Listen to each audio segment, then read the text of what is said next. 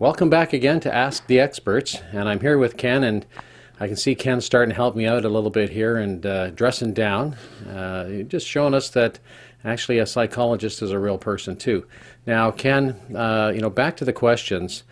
We've got a real interesting one today, and I think I'm going to love to ask it because I'm going to love to hear the answer just to see if you can actually answer it. But I think a lot of people are asking this question themselves. Mm-hmm. And so the question is, what is my purpose? Your purpose. That's an excellent question. It's a question on everyone's mind. If you kind of chunk up a bit, you can appreciate that we're all part of nature. We're all part of this universe. And this universe is designed biologically to evolve, to grow, to move forward in some way as defined by the universe.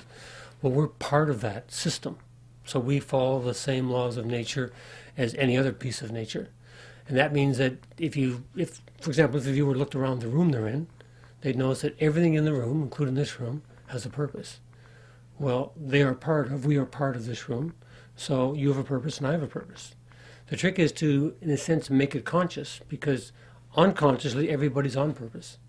Everybody, there's no exception to that. And you can think of all kinds of examples of that.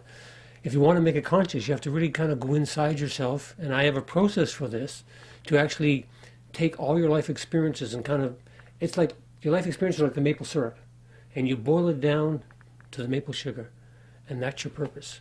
And when you've uncovered it, because anybody can do that, you know who you are, why you're here, what you want to do, what you want to be, what you want to have. So when you have that awareness, then you start appreciating everything, both the pain and the pleasures of life. You realize that that's the law of nature, that everything is 50-50. So therefore, you start appreciating both the support you get and the challenges you get, because both of them combined make you who you are. And when you connect that to your purpose, it'll explain you to you. It's very powerful, very empowering. It also has an equal amount of accountability. In other words, the more aware you are of your purpose, the more you're accountable to yourself. So it's a two-edged sword, but we're all wired to be that way anyway. So it's a wonderful experience. Okay.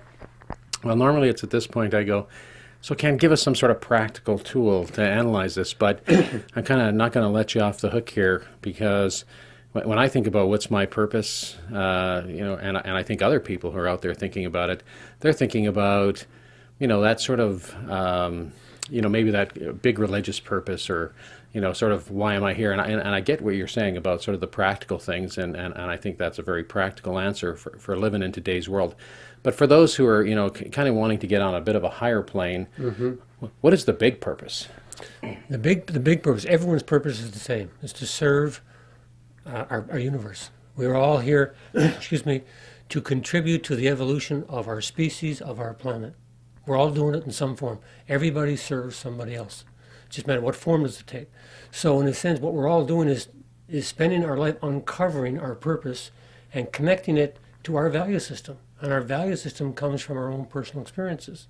So no two people have the same experiences, therefore no two people have the same value system, but that value system is in a sense the foundation for their life purpose. It allows them to, in a sense, be who they are, do what they do, and have what they have in a very basically logical way. Great. Well, I put the big bear trap down. I thought he'd step into it, but he managed to find a great way around, Ken, because really I think a lot of people connect religion with that, and whether you're a Buddhist or a Baptist, I think that answer really works. So thank you once again, Ken, for taking the time to help us out. Thank you.